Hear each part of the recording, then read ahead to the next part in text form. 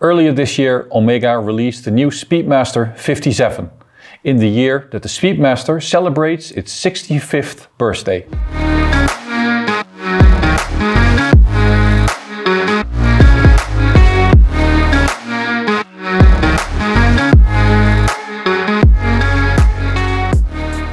This is not an entirely new model.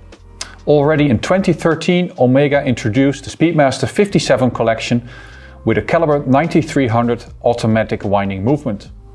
It was a 41.5mm watch and a tad bit too thick. With this new watch, they decreased the diameter to 40.5 and the thickness to under 13mm because it has a new hand-wound movement.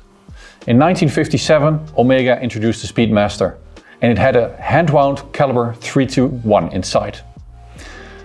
Then, of course, that turned into the Moonwatch as we know today. But in 1997, Omega also introduced a Speedmaster 57 re-edition, or at the time they called it a replica, not the best chosen name. And that was in production till 2003. Then in 2013, Omega introduces the Speedmaster 57 collection, which was a different watch from the Speedmaster Professional or the Moonwatch as such. It was a straight lock case, basically like this, with two registers and an automatic winding movement, the caliber 9300 that they also used, for example, in the Dark Side of the Moon. The similarities between that watch and the original Speedmaster were a steel bezel, broad arrow hands, and of course the straight lock case. Later on, in 2017, for the 60th anniversary, Omega did a limited edition of the Speedmaster 57 edition with a caliber 1861.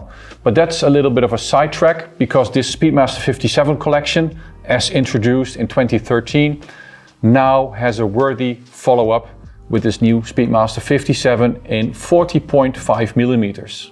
So let's have a closer look at this watch, and I also have the blue version here because they come in a number of colors, in black, in blue, and there's also a green and a red edition. These are not limited edition watches, but just part of the Speedmaster 57 collection. Let's have a closer look. The biggest change of this watch is of course the diameter, from 41.5 to 40.5, a very wearable size. The thickness is reduced to 12.99mm. This reduction was made possible because of the new movement. Inside we will find hand-wound caliber 9906, an in-house developed movement by Omega with a 60-hour power reserve and the master chronometer certification. The caliber 9906 inside is a large caliber, and what makes it so nice is that because the diameter of this watch is only 40.5, it really looks great inside. And through the sapphire caseback you can admire the Geneva waves in arabesque and the beautiful bridge with the silicon balance spring and wheel. Beautifully done. Of course, it's not the same movement as a caliber 321, which is used because of historical reasons, a beautiful movement, but this is a modern movement and also uses, just like the 321, a column wheel for the chronograph operation. The black dial version of the Speedmaster 57 has a sandwich dial, meaning the dial has multiple layers. Where the hour markers are, the dial has been recessed. The black version dial also uses a little bit of that faux patina, perhaps not to everyone's liking, but I like it. It gives a nice contrast, good color scheme. If you don't like it, there are the other models with the blue dial, the green dial and the red dial that just have the white superluminova hour markers and hands. As said, the broad arrow hands are an element from the very first Speedmaster, and also the Railmaster and the first Seamaster 300 had these broad arrow hands. And you will see that these watches have the stainless steel bezel rather than one in ceramic or black aluminum. What's different from the Speedmaster Moonwatch or Speedmaster Professional is that this watch has a date, and the date display is at 6 o'clock and the date disc is in the corresponding color with the dial. A big leap forwards for me is the bracelet of this watch. It's very similar to the one on the Speedmaster Caliber 321 or the Apollo 11 from 2019 in stainless steel. It's a very thin bracelet. It looks like the vintage 1039 or 7077. And what a lot of people will also like is that the clasp finally has an easy adjustment system, so you can extend it a bit or shorten it during either hot days or cold days.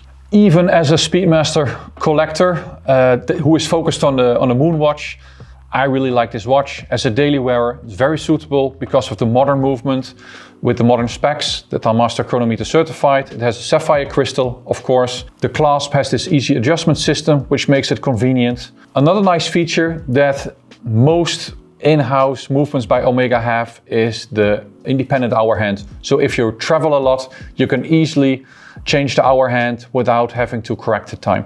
So this watch is very suitable for those who love the Speedmaster look and feel, but want to have a modern watch with a date and a sapphire crystal.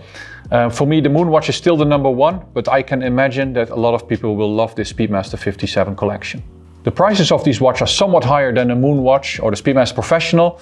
The one on the leather strap is 9,300 and the black dial version that we have here with the stainless steel bracelet is 9,700 euros. You might have seen that Omega attracted George Clooney as the ambassador for this watch, but I'm pretty sure you get away with it as well.